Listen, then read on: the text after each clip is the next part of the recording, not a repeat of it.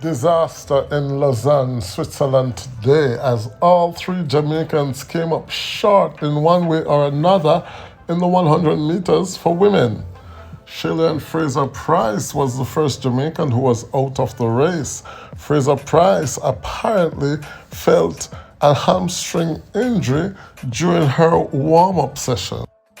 In a tweet, Fraser Price said, "I had some discomfort in my hamstring a couple days now, and unfortunately, it doesn't seem to be getting any better.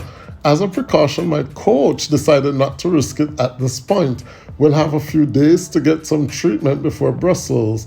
I'm extremely disappointed that I won't be able to compete tonight, and I'm sure you all are as well. Thanks again for the support and encouragement. No matter how hard we prepare sometimes, things just don't go as planned. The last thing I want to do is gain an injury or injure myself." Misfortune was also to beset Elaine Thompson-Herah. The usually calm and composed Thompson-Herah false started in the race and was shown the red card.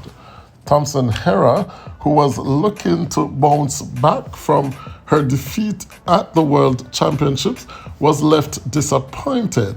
Her only response was via a picture that she posted on her Instagram stating, "Such is life."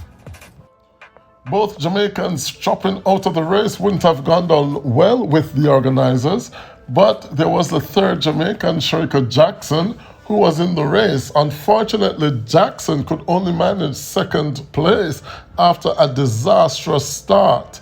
And so many people who were expecting something special to happen in Lausanne would have gone home very disappointed. And now all eyes are on Brussels for the next Wonder Diamond League. So what started out as a day of promise, where many people were expecting Flojo's world record to be under threat, ended up being very disappointed.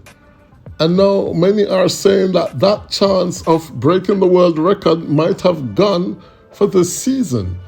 But who knows? Let me know your comments in the comment section.